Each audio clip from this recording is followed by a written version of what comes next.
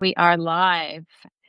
Okay, thank you for this was like a um not spur of the moment, but spur of the week idea when I first had realized that it was an anniversary of the publication of Strongmen, and maybe I should do something about this. And so I was just going to come on by myself and answer questions, and then with all the stuff that's been coming out these days about Epstein, I said to myself, "Oh, we need the expert here." And so I'm Ruth Ben-Ghiat. If you don't know me, published Lucid, specialize in talking about authoritarianism, writing about authoritarianism. But as my conversation partner, Nina Burleigh is here with us. She's a journalist, best-selling author, written for many publications. She's a contributing editor at the New Republic, often has been writing for the New York Times magazine and New York Magazine. And she publishes a great Substack about politics called American Freak Show. She's such a good writer. Nina, you're so easy to read. You make it look easy. And she's written a lot of books, 8 books, but the one that perhaps is most relevant for tonight's discussion is called The Trump Women, Part of the Deal. Great title, play on Art of the Deal. And she also was the executive producer on the Peacock investigative series on Maxwell. So she is the expert on these things. And Nina, thank you for joining. Well, I'm so honored to be here. You know, I'm a huge fan of your book and the work that you do. And I don't know if I'd call myself an expert on Epstein. I think there might be people with more expertise, but we here at the Freak Show do spend a lot of time thinking about him and breaking every once in a while. We break little scoops on him. We nibble around the edges, let's say. Yeah, this week has been quite the, this is an avalanche. The dam is breaking. Yeah. And much to see, much to understand.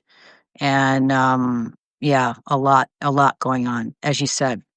In addition to the MAGA crack up in Washington over the Nazi wing. Yeah, and I want to get to that as well, because that's a big story that we are starting to see cracks in the facade.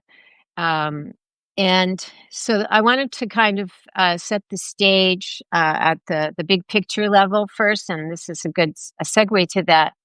So one good definition of authoritarianism is the expansion of executive power, of course, over kind of overwhelming and politicizing and domesticating the other branches of government.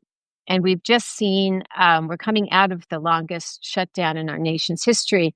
And thinking about it from a point of view of how authoritarians see things, this was an exercise in Trump telling the nation that Congress didn't really matter.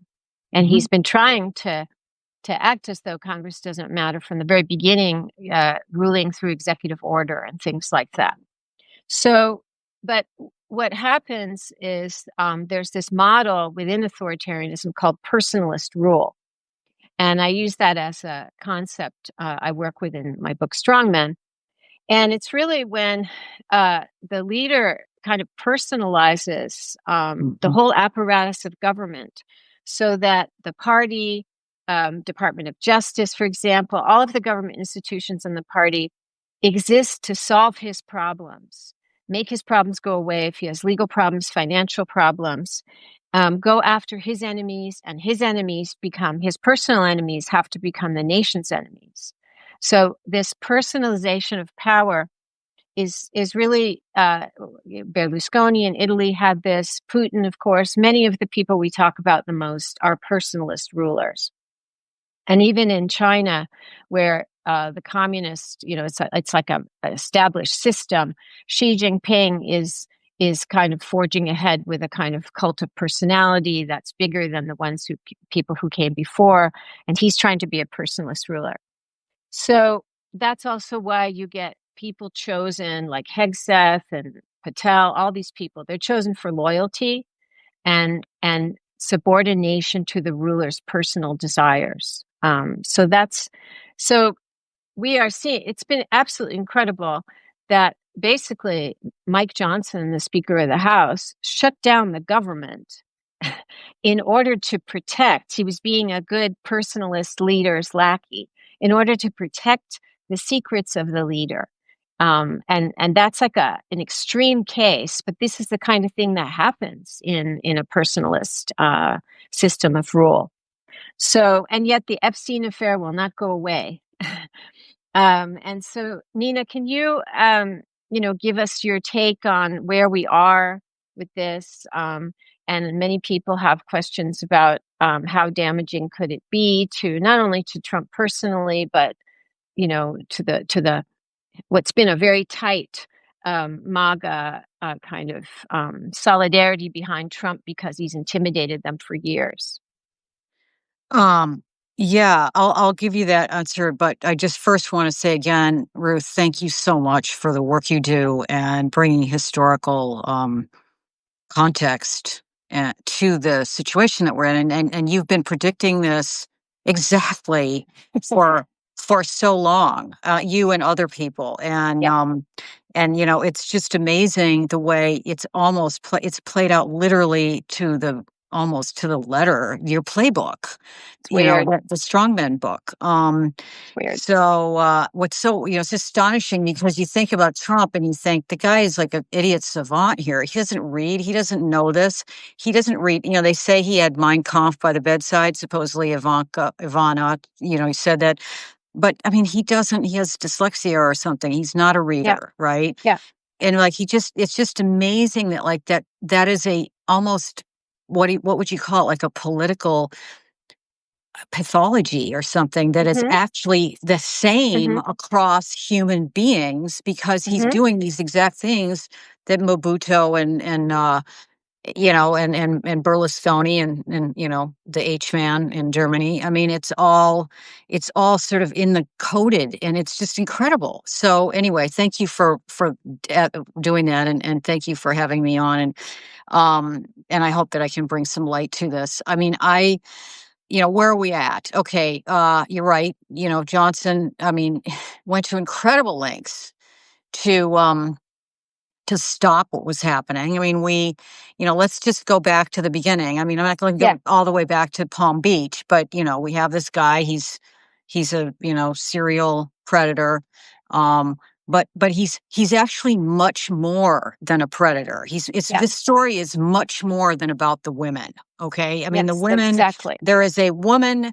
That they've used the woman angle to gin up outrage over it, rightly, absolutely correctly.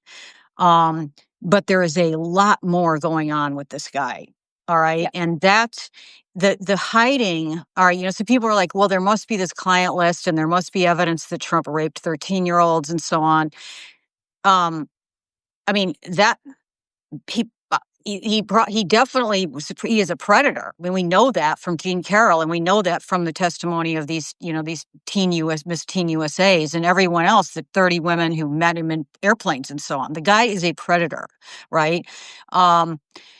But it's like, are you going to get the smoking gun that he raped the 13-year-old? I don't know that that's what's in these documents, is that that's going to come out. What is very apparent from them is that, what we have right now is 20,000 documents that were dumped by the Republicans from the Epstein estate. Okay, mm-hmm, this is material from the Epstein estate that they mm-hmm. subpoenaed.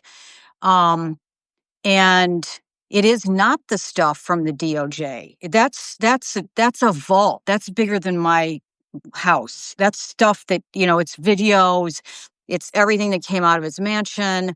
It's, more and more and more emails and whatever else they got, right? All the evidence. That is not what we're talking about here. All we are talking about is 20,000 emails that have been, they're not even all emails, they're documents and emails. And so it was dropped yesterday. The day before, well, like what was dropped was the Democrats, right? The dam starts to break.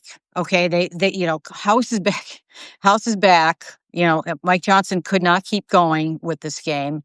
The Democrats had to fold, and it was time for them to come back to. And as soon as the House is back in session, they're going to start opening this all up again. So what happens yesterday is the Democrats in the House Oversight Committee, which are the minority, so they don't have power over everything. They were able to drop 3 very incriminating looking emails from relating to Epstein's and Trump, saying Trump is the dog that didn't bark. It's between him and Ghislaine Maxwell. Trump's the dog didn't bark. And what else? Oh, and Trump was in the house with that girl, or the victim X'd out, which apparently is Virginia Giuffre, for hours. So that drops. And then what happens next? Well, the House has to swear in, I can't pronounce her name, Grijalva, the Arizona Democrat that they've been insanely, illegally holding off from swearing in. They have to swear her in.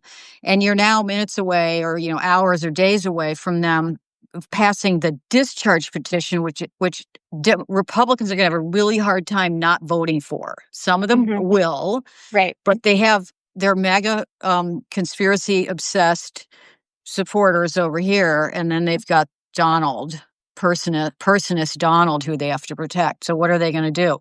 But it's pretty clear that they're going to pass this thing. So Democrats dump this. It gets headlines immediately. And then what do the Republicans do?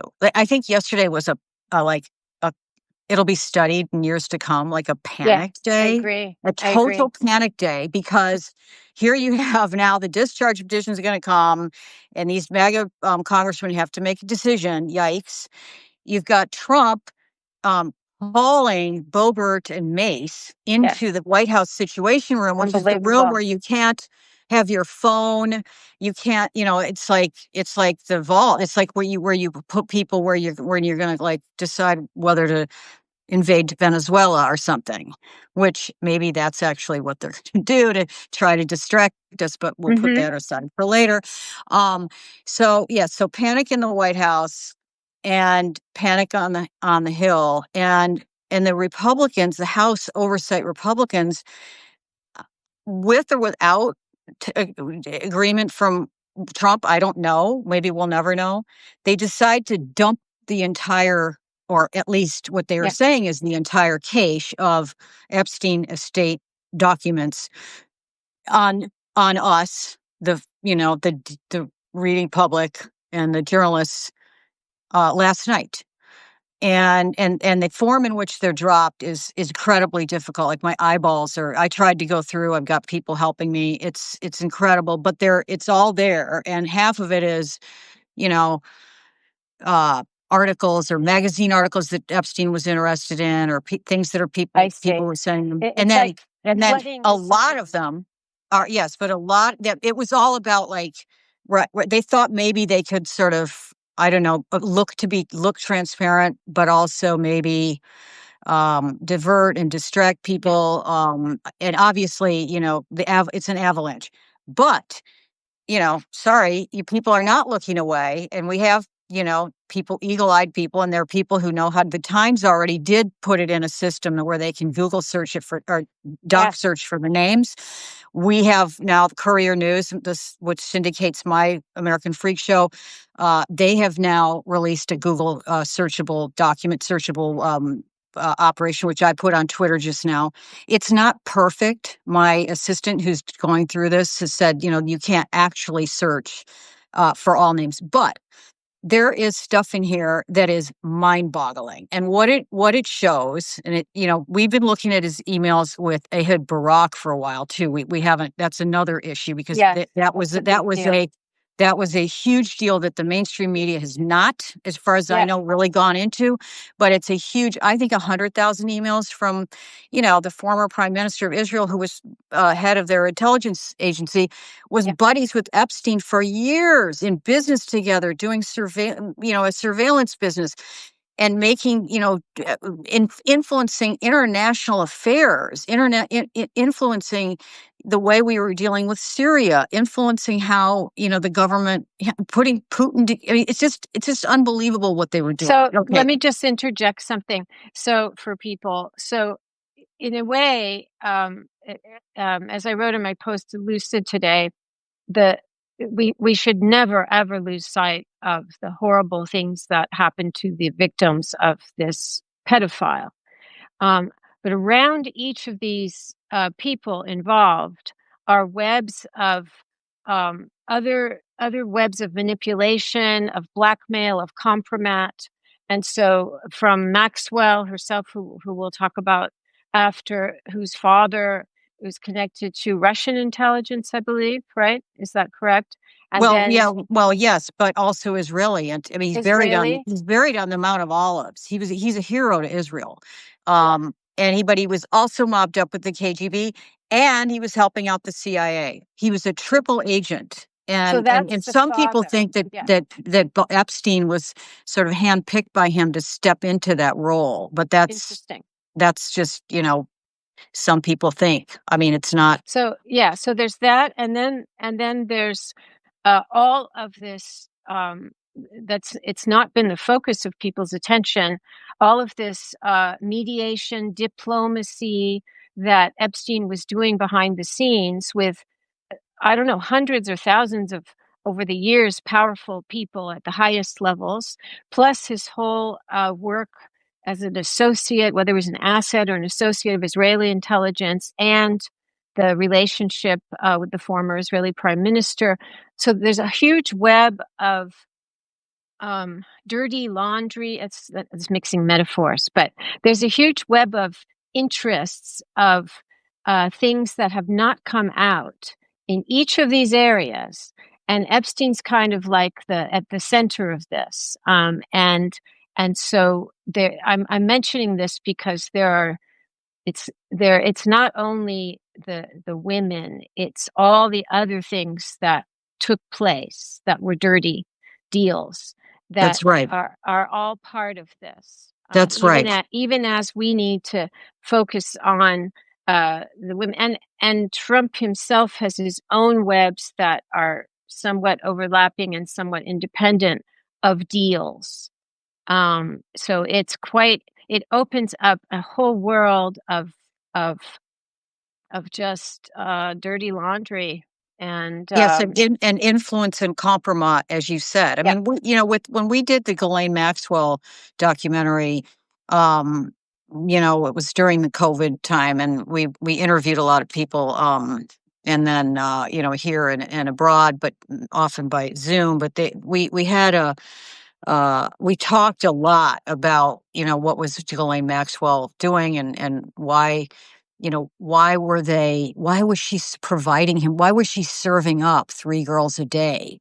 What is yeah, that? Like, this guy yeah, is like, if you look at him, there's video of him. Let's say there's a deposition video of him. It's actually the only time I've seen him on video. He's like a cold fish. Like, you yeah, just don't. I mean, I do get that he's this he had this predatory side. He's just, disgusting abuser of women, and really really uh trafficking, hundreds, yeah, if not thousands of women through for money and for influence. But we were always wondering, like, well, what, was it really the carnal needs of this man? Is that really yeah, what was going on? And in the Todd Blanche interview, which we haven't even talked about, the deposition where Trump sends his personal lawyer down and then moves her into after she gives him 2 days of Trump has nothing to do with this, she does sort of talk about Epstein's proclivities and his sex life, and how couldn't really have normal sex or intercourse or whatever. And then but you just don't, she's lying all the time. But the yeah, takeaway is, and this, we talked to ex-CIA and ex-Mossad people, and they all said, "Oh yeah, it totally looks like an operation, some kind of an op." But of course, they don't know. They're just, although Yeah. one of them does claim to have proof of it. But the idea is that he was the groom. He was training them on a Yeah. male body, an adult male body. If you get a 14 or 15-year-old and a naked man, adult man, you better. She's not going. She's going to freak out. But if you get her trained up, Yeah. like what they were doing with Virginia, who I guess was their star, right? They got her used to, and that's what they were doing by the dozen, It's a and horrible. So and horrible. then they were so yes, and then what were they doing with that information and with I don't know. I mean, they're so far in the Epstein emails that we're looking at today, which have amazing material in them. You do see him mentioning women and making jokes about, how much sex he had at the Paris Fashion Week and so on. But you don't really see him, too many people, saying the birthday book kind of stuff, right? They're really talking business. I mean, there are Yeah. dozens of emails between, a lot of people are talking about Michael Wolff, right? Michael Wolff advising him on media stuff. You know who else was involved in advising him? Steve Bannon. And there's so much Yes. Steve Bannon email in here that Very it's important. incredible. We're going through he's like his buddy. Yeah. He's telling him in 2018, your name was number 3 on the list of American names the Senate committee was asking everyone in relation to Trump and Russia. Number 4 was Leon Black. This is one of the emails. They were meeting the president of the UN together. Epstein and Bannon are talking about Kavanaugh and Ken Starr, and they're dragging Christine Blasey Ford, typical woman. She's on meds. Bannon says, they're loving Ken Starr. Ken Starr says this guy's brilliant. Talking about anyway, they just go on and on. And then you see him like with these other like women, like feminist women, like Kathy Romler, who I don't know how Yeah. this woman can sleep at night now because all these emails with this woman who was Obama's general counsel. She's now at Goldman Sachs, I think making $7 million a year. At least that was the last reporting when she got hired. And she's this lovely woman. And he calls her in emails, she's an arch feminist and my great defender. And there's email after email of her joshing with him, and he's introducing her to people and she's introducing him to people. And then there's Terhe Rod, I'm forgetting his last name, the Oslo diplomat, who Yeah. worked on the There's. Oslo Accords, all Yeah. over the emails. I mean, Oslo Accords guy is helping him set up meetings with the Viennese president, who ends up hosting Putin and Trump. There's a lot of Putin interaction So. with So Epstein. let It me. goes Let me. on and Yeah. on. So let me interject something. So I've studied corruption a lot and how people com- they have these like compartmentalizations where people like that who were not going to the islands, not probably at the parties, but they were dealing with Epstein. This is why I mentioned his other activities as a connector of people. Totally. Um, but but everybody knew, even if you were not present at the action, so to speak. Everybody knew what he was doing. And so for Epstein, every time he struck up a relationship with, for example, the people Nina just mentioned, in his mind, they now become corruptible and compromised because they have this relationship with this person who is a pedophile.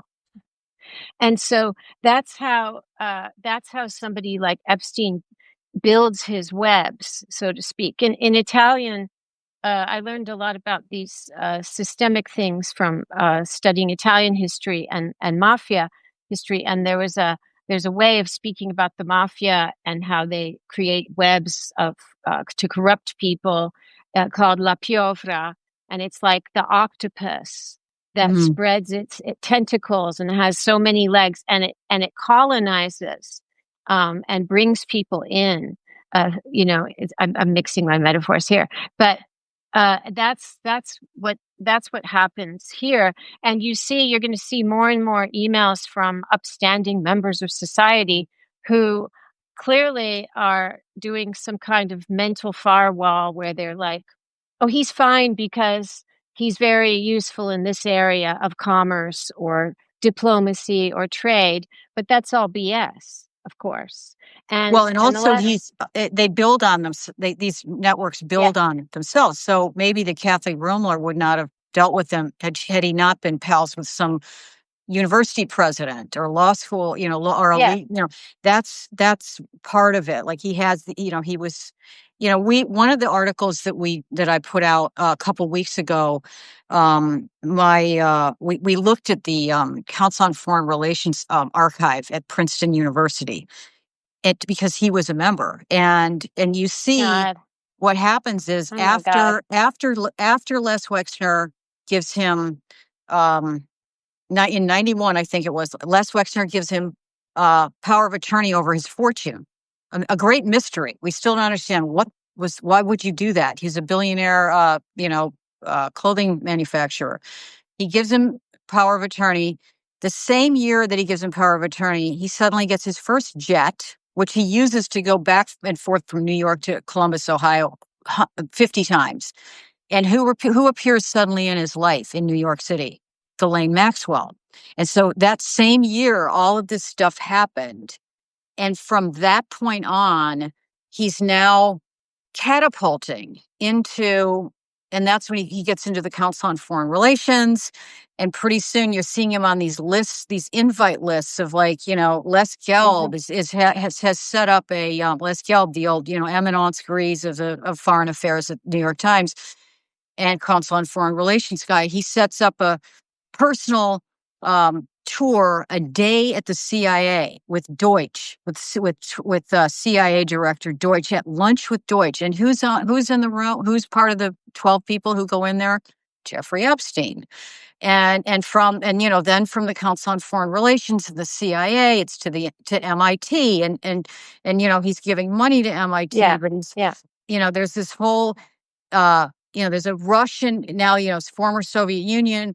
There's a lot of Russian interaction with MIT because they always want the technology in the US. And so there's, these Russian girls are suddenly showing up with Epstein, who clearly, like, they have like PhDs, and suddenly they're models.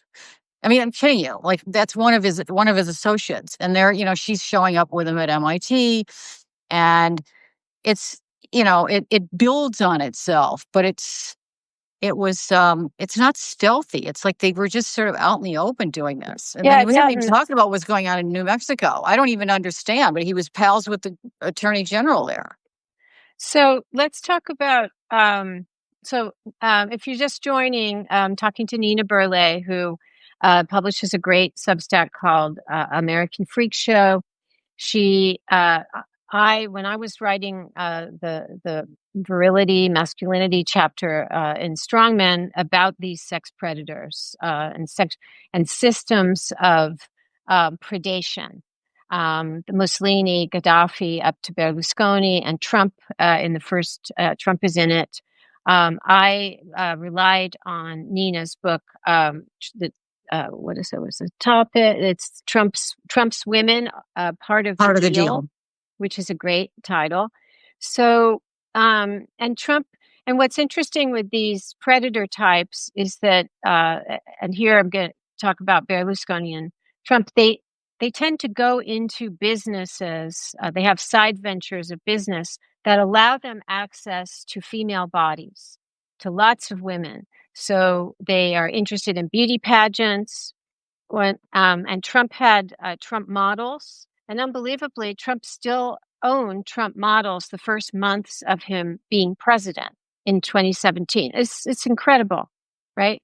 And so from that's how you have the stories that he would go in the dressing rooms of the Miss Universe people, but they And the also teen and involve teen Miss USA. Those were teens. teens. Yes, that's Yes, the very teens important. are the ones who came forward and said, "Ew," and this old man would come into my dressing room Yeah. and even tried to kiss me. Ew. Yeah. Yeah. And Melania, the first lady now, again, came from a modeling milieu in Europe, and there's whole lot of secrecy around that. It's very difficult to get the truth about that. But what I know, everybody's curious what what the fallout from this evolving story could be for the president. Well, okay, sure. When this started to break, I guess it was breaking. The MAGA movement was going nuts when Pam Bondi announced there is nothing to see here. Remember, and that Yeah, June. yeah. Um, and let me just back up for 1 second and explain something that happened that I just learned about. That's so important to this timeline. Pam Bondi, the Southern District of New York feds were still investigating this case in 2020, in the end of 2024. They had an active Wow. case. In 2025, January 2025, Pam Bondi shut it down, and FBI, Patel and Bondi shut it down and ordered all the documents to Washington. Okay. And Yeah, that's just about, I mean, I didn't realize that they did that as soon as he got elected, but that's what they yeah. did. That So was the a documents priority, go to right? Washington, priority, and then they start looking at the documents and they start to see, oh, wait a minute. Whoa, wait a minute. And then they set up the system with 1,000 FBI agents combing through 24-hour shifts. Still, that is so unbelievable that is not Yeah, like talked about every day that they did that. But yeah, those FBI agents, we don't know whether some of them, they were pissed. I mean, that's why I think they leaked it all. yeah, And it was very haphazardly done. And that material, one hopes that some of them were able to, like, because what they were doing obviously was trying to flag Trump names. And just in this document dump today, if you now Google his, you look for his name in the search, he's in there 2,000 times in these 30,000 emails. His name is in 2,000 times in just this batch. Okay. wow. So now moving forward, Bondi says there's nothing to see here. MAGAs go nuts. And I got a call that night from a Swedish diplomat friend of mine, a politician over there, who was interested. He pays close attention to what's going on here. Was based here for a while. A friend of mine, and he said, "Hey, and he's an older guy. This reminds me of the days before Watergate. Is that what's happening?" Mm, And I said, "I don't think so, but as we're getting closer to what's happening in the House now." And the only thing that would happen to make this be like Watergate it's always been if some of the Republicans break away. that's right. That's the only way that our system works in terms of what's going on here. They have to start to break away. And so you see this kind of starting to happen. I mean, they have their hands on the levers of power here, all three branches. Um, and they've got the Republican group running scared in Washington, or perfectly happy with the way things are. I mean, some are scared and some think it's great, I think. Hmm. But that's the answer to your question. I mean, I think how do I think it might play out that they start holding these hearings? Even if they don't, I understand that they have to get this whole like discharge petition through. They have to kind of involve the Senate, and there's like there's some levels to it. But the fight that they're going to put up to stop the House Republicans and Democrats from extracting this material from Pam Bondi and FBI Director Patel's hands is going to be something it'll be a spectacle, and Yes. it'll be very difficult for them to. I mean, that's why they hauled those two women in there. I guess they thought that Yeah. Trump thought that he could persuade them, and again, as as a student of these types of men and regimes, um, it's in Trump's method, his entire life method, his business method, his method of existing is what's your price? That's right. And And the people around him, like Bondi, had in order to get their jobs, in her case, she had already proved her worth and her loyalty by when she was in Florida by making a Shutting down the case. Trump U case. Yes, making And it so go away. cheaply bought for 25 grand. Yeah, yeah, exactly. So there's that. So one of the things that in like studying authoritarians, there's this concept of authoritarian bargains. And these are the deals that the leader makes with political elites, like in his party, also media elites, finance elites, and we're seeing all of this, right? Play out how they're all capitulating in universities, all of this. And once these bargains are struck, especially with the party, the political elites, it can be really hard for them to break um, unless there's already a constituency forms from below. And usually the prompt, because these people are venal and cowardly, the prompt comes from below, not from within Mm-hmm. their ranks. And that's what's happening here um, with all of the people who have been very suspicious, the Mm-hmm. MAGA people, and that's Mm-hmm. why we've had the few people who have Massey and others have dissented. But that's a kind of, just so you know, we're living through a dynamic that there's never been anything exactly like this, but it comes from below in situations where there are still opposition parties.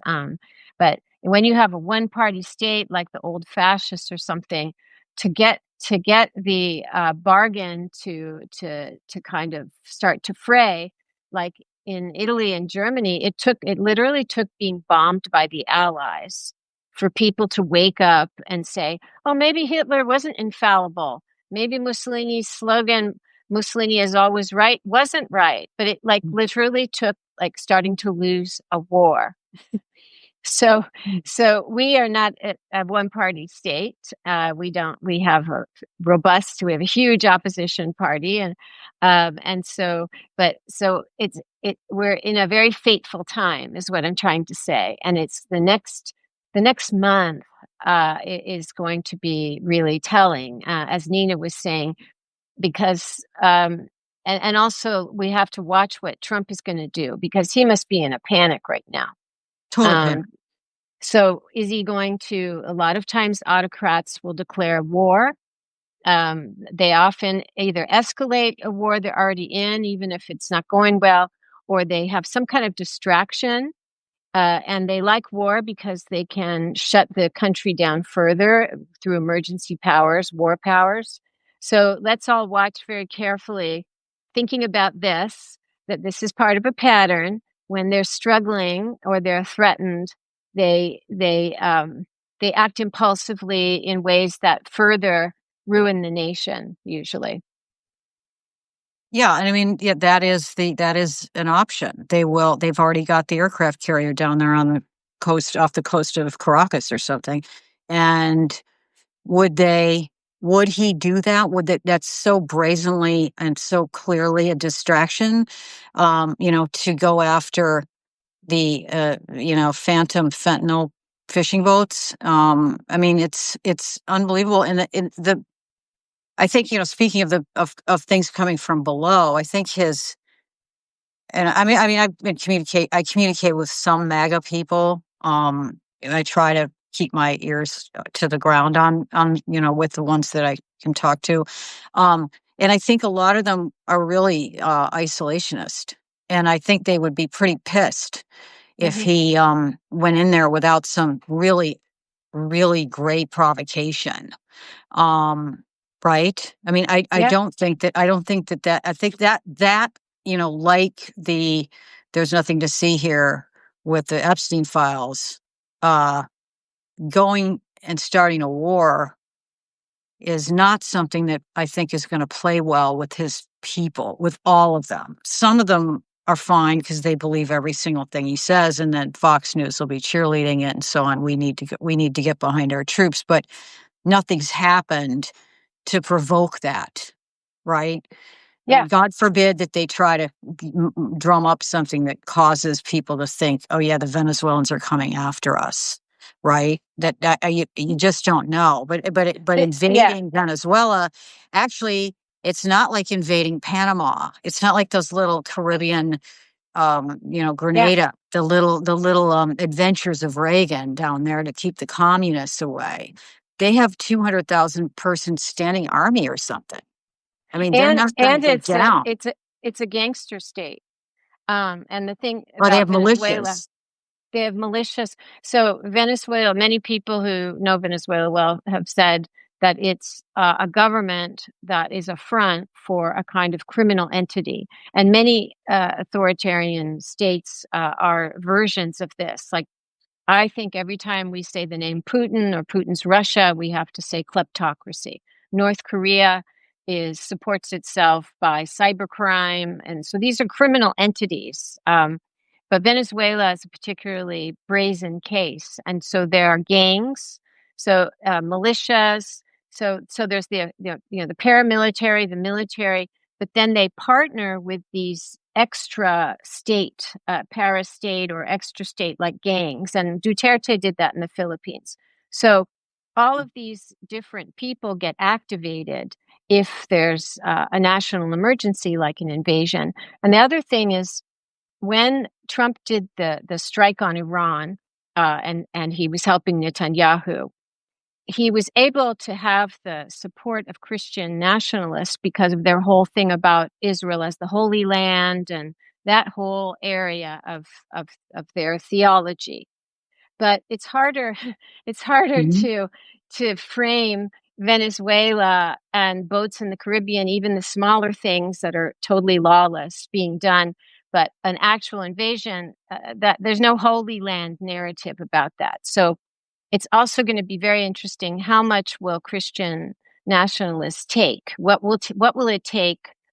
The closer the links to the pedophile become clear, we know that not only they haven't cared at all about this, but they have their own culture of sex abuse that they cover up. But what will it take for them to start to drift away?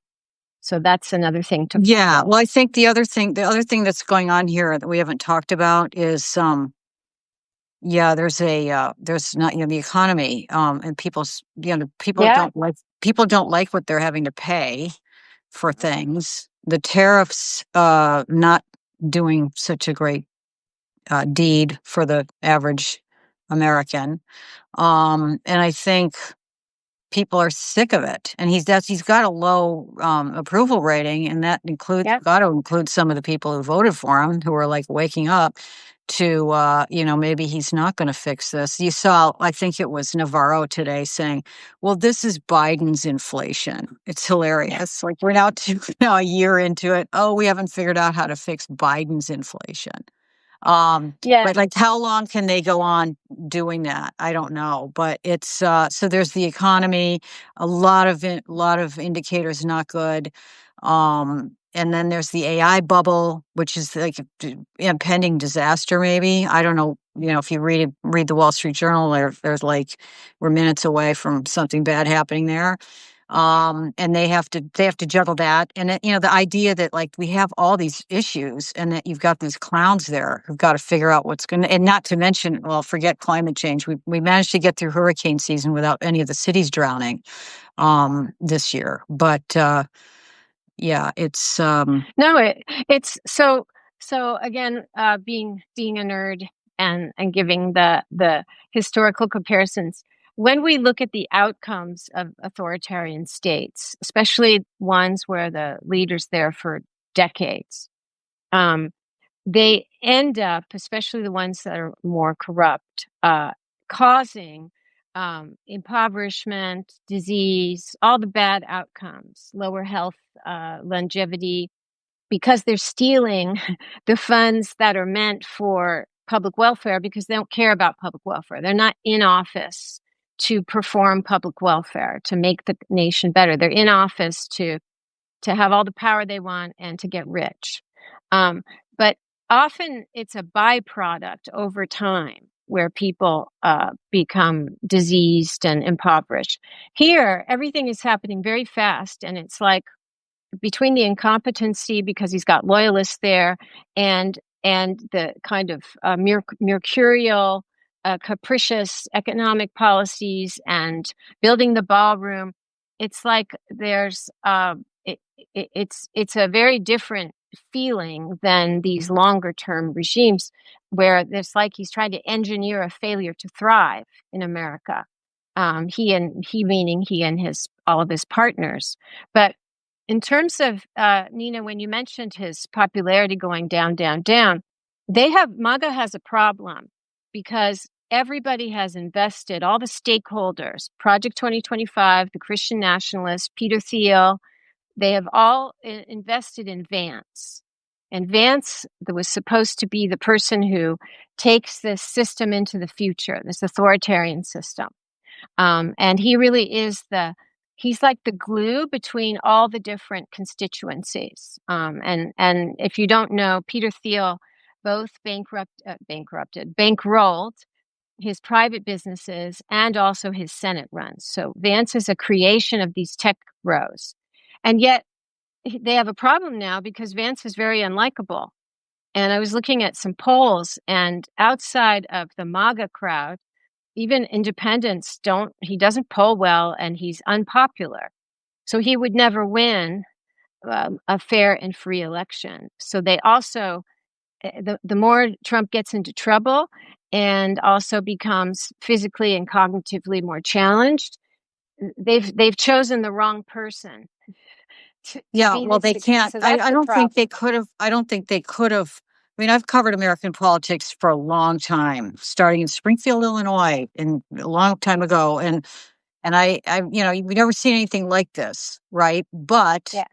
there are certain rules of like how things play out, and like he Vance Vance can't hold this together. No. This, as you said, it's a personalist, whatever. What's the word? Personalist. Personalist.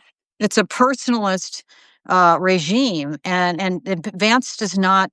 You know, it's not that he's just not liked. It's impossible for anyone. No one has the mesmerizing reality show Mm-hmm. idiot savant casting genius in its True. genius of this guy who is the president. True. I mean, he is, Yeah. he is going Yeah. to go down as one of the most influential, consequential, and in some ways best politicians in so far in the 21st century. Certainly, I mean, he Yeah. outshines them all because they're people just hypnotized by him, and there isn't anyone who can step in. And the other thing that I think I like to mention when I'm talking to people about this, because people are in such a, as rightly so, panicking about what the heck is going to happen here. And oh my God, we're a year away from the, midterms. And what if they have military on the streets and they try to stop people from voting? Um, you know, of all the countries that you've studied and all these regimes that you've mentioned in your book, um, Ruth, this country is not like them in the sense that we've Right. never had this. And people, even the MAGAs are, I think when you're looking at TV and you're seeing, I mean, also not just TV now, but everybody gets their information from Instagram and TikTok, and the videos of these men with masks dragging children away from Yeah. their parents, bashing in car windows. This is not America. We're not like the former Soviet Union. We had a democracy. We're not used to this. And I think a lot of people we're not seeing it yet, but I just think people won't. Maybe I'm Pollyanna-ish, but I'm from the Midwest, and I think, some people are like, yeah, like get those Mexicans out of here, and we're racist and they want them out. But that's not the majority of Americans. And I honestly don't think that, as you said, that plus the gilded White House, plus the tearing down of the East Wing, I even with his mesmerizing, hypnotizing, skills, I just don't think that that's going to work. Yeah. But I I don't agree. know, and I'd also think that Yeah. with the scary thing is it's AI and these Peter Thiel and these guys who we're minutes away from them. They can do a lot with with what they've got. I mean, the voting machines were not hacked in 2020. But right, who knows what they can do with, I don't know. Like I do wonder if, they have such a capacity to now harvest data and in like just slice and dice the electorate in ways that Yeah. Yeah. that And that they was the that you purpose of, can just like they did it in 16, and they did it where you put the brakes on one group and you push this on social media over here, and then you just and they're good at it, and they have machine learning that is doing it. So I think that more than anything is troubling. And I don't think that those guys, Andreessen, Musk, and Thiel, and the big financiers, and oh God, Palantir, what's his name, Karp. Do you see the things he was saying this week? I mean, some of them are just nuts. They're yeah, nuts. They're actually crazy, very rich, crazy people. And you just don't know, like, okay, they're all in for him because, well, they're making a lot of money, and for them the goal was just absolutely unregulated crypto that's stuff, right. and they got that. It's so another of my definitions of, because I see we're getting toward the end of authoritarianism is, that it's taking away the rights of the many, in order for the very few, and I mean the very few, to have unheard of liberties, to plunder, to get rich. So no regulation, everything they want to do, they can do. And that was the purpose of Doge. And Doge is embedded all over the nation and government, and they've pulled off the Yeah, data heist of all time. yeah. And to speak to Nina's concerns, did you know that Doge every single U.S. state has a Doge task force, and they're also in every government agency. So we're not hearing about Doge anymore. The media lost interest when Musk, this is the great man of history coverage. Musk said, "Oh, I'm stepping back to deal with Tesla." Well, that's not true. None of that's true. Even Trump said that he's not really going anywhere. So they are everywhere, and that's a huge concern. They're entrenched, but I still think, and I've been saying since February, that there will be a reckoning Hmm. because we had a regional, I believe, authoritarian state in the Jim Crow South with huge amounts of violence, and Hmm. that continued, but so that's still being Hmm. activated, and they're trying to have almost a revival of the spirit of Jim Crow. But they've Hmm. also added the ICE thugs, who are equal opportunity brutalizers. Whoever is in Hmm. their way, they throw them to the ground. And the mask thing, and that is new. That's a new Hmm. element. Hmm. Um, and the lawlessness that's coming to everyday life in American cities. And Hmm. that's why you're seeing, which is very moving and hopeful, so many people in their Yeah. pajamas or whatever, they just rush out and they Yes, and defend. that's Yeah, actually exactly what I'm talking about. That phenomenon where I think those people, they're not all Democrats. They might be people who didn't vote, or they might be, maybe have been liking Trump. But when you're seeing it right in front of you, this is not something that Americans are used to.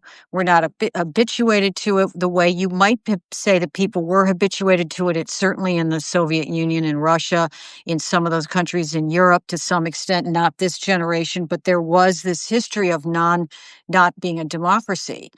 And this country's not, it's just not something that, so anyway, that's my optimistic take on that's this. and that's a good ending point. We're in the middle of a very fateful time in so many ways, in our history, and for all those who are not in America but have joined us and care about what goes on here, because what goes on in America affects the world. It's how it is, for good and for bad. So I'd like to thank Nina again. Everybody check out her Substack, uh, American Freak Show, and it's a good time to see the Peacock investigative series that she executive produced about Maxwell. and read her book, Trump's Women, Part of the Deal. I used it extensively when I wrote Strongmen. It's really eye-opening. And I want to thank everybody. We've got 1,700 people came out, and really thank you for your lovely comments, and also Wise. Always good to be together. This is how we're going to get through this, is being together and talking, and trying to figure out and be aware of things as they are unfolding, so that we're more prepared and we can be proactive and have agency, and do what we can to get through this, and make America into something better. So thank you, Nina. Thank you. Thank you. Well said. Thank you so Okay, I'll see much. you all next time. Bye bye. Bye.